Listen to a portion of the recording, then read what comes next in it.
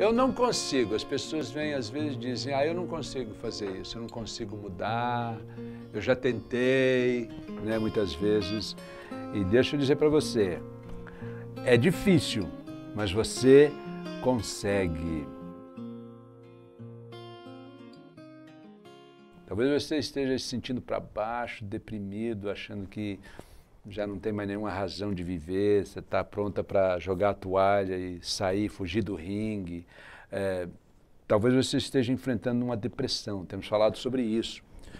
O ser humano, ele foi criado por Deus nessas dimensões de corpo, alma e espírito. E quando uma dessas dimensões está afetada, todo o corpo é afetado. Quando o seu corpo, o seu organismo está enfrentando uma doença, está com fome, você está com sono, não tem dormido bem, você está estressado, você perdeu alguma coisa, né? Você está guardando ira, você sente culpa por alguma coisa que fez ou deixou de fazer lá atrás, você está se tornando um forte candidato à depressão. Agora, existem outras causas também que têm a ver com a terceira dimensão, que é o espírito nosso, o pneuma. E isso tem a ver com a nossa espiritualidade. Espiritualidade é algo muito importante na vida de uma pessoa, porque de fato, todos nós nesse mundo, são 7 bilhões agora, quase, todos nós somos seres espirituais. Nós estamos aqui de passagem. Essa matéria, essa casca que você vê, esse corpo que você tem, é algo que, acredite ou não, né, ele está se deteriorando, ele está acabando a cada dia. Mas o espírito é algo que vai durar para a eternidade, para sempre. E a falta de intimidade do seu espírito com Deus, a falta de intimidade com Deus ou a falta de espiritualidade, leva o indivíduo a um vazio espiritual e emocional também. O teólogo Agostinho, do IV século, dizia o seguinte, que existe um vácuo em forma de Deus dentro do ser humano.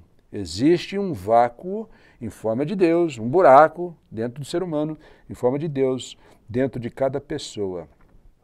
A reflexão nessa verdade fez com que o grande biólogo americano, o Francis Collins, que foi o cientista e diretor do projeto Genoma Humano, ele chegasse à seguinte conclusão, que instrumentos científicos não são as ferramentas certas para você aprender sobre Deus ou acreditar em Deus. A prova da existência de Deus, ele diz, tem de vir de outras direções e a decisão definitiva deve se basear na fé e não em provas. Ele escreveu um livro chamado A Linguagem de Deus, eu tive a oportunidade de ler esse livro alguns anos atrás, esse homem brilhante, com uma mente brilhante, né, que foi um ateu durante muitos anos, depois de ele começar a olhar para Deus, baseando-se na fé, não somente em provas científicas, ele chegou a essa conclusão. Interessante que até o iluminismo, né, aí há algumas décadas atrás, o homem não questionava a existência de Deus. No passado, pessoas eram criadas numa cultura de fé e lidavam com as suas dúvidas. Mas hoje, infelizmente, pessoas são criadas numa cultura de dúvidas e questionam a fé. Deus é a luz que o homem necessita para sair da sua escuridão. O verdadeiro iluminismo, na realidade, é algo que vem de Deus. E quando você aprende a amar a Deus, a buscar a Deus, a ter um relacionamento, uma intimidade com Deus, né, e também amar o próximo e respeitar o seu próximo, então você começa a descobrir o verdadeiro significado da vida. Espiritualidade é a busca do transcendente e a aproximação ao sagrado através da comunhão com Ele. Interessante que a medicina e a espiritualidade, diz aqui um professor psicólogo na USP, a medicina e a espiritualidade foram separadas no século passado, mas nos últimos anos a própria ciência está tratando de reuni-las, diz Esdras Vasconcelos, psicólogo e professor da USP. Veja o que disse o professor e doutor Mário Borba, diretor científico do GENCA, Grupo de Estudo, Espiritualidade e Medicina Cardiovascular. Ele diz, já não temos dúvidas de que a fé contribui sim para a saúde.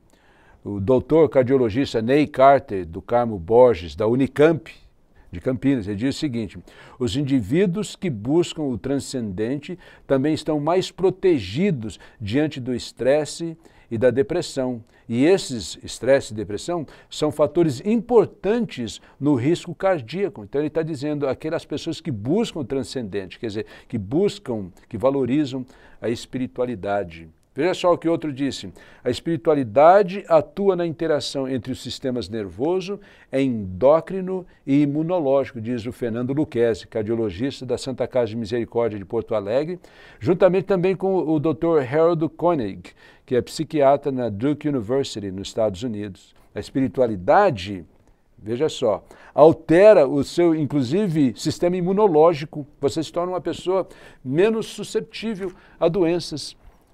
Se você visitar, por exemplo, a Capela Sistina no Vaticano, você vai encontrar uma cena interessante ali pintada por Michelangelo.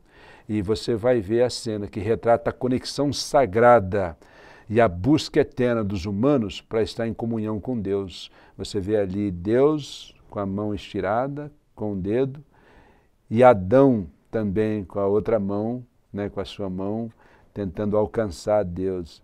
Esse é o verdadeiro sentido do ser humano, essa busca eterna de estar em comunhão com um espírito maior. E, obviamente, é o Espírito de Deus. E, sem isso, ele vive com aquele eterno vácuo, um vácuo espiritual e um vácuo emocional. Pode ser que você esteja deprimido hoje, que você conheça alguém que esteja deprimido, por causa disso. A pessoa não valoriza esse lado, essa dimensão da sua vida, que é o lado espiritual. Ele não procura preencher aquilo com a presença de algo maior do que ele mesmo, então por isso ele continua nesse desespero existencial. Deus faz a diferença. E lá atrás, pessoas, grandes pintores, artistas e mais recentemente cientistas e médicos e assim por diante, têm chegado a essa conclusão. A espiritualidade, sim, preenche qualquer buraco que esteja dentro do coração de uma pessoa.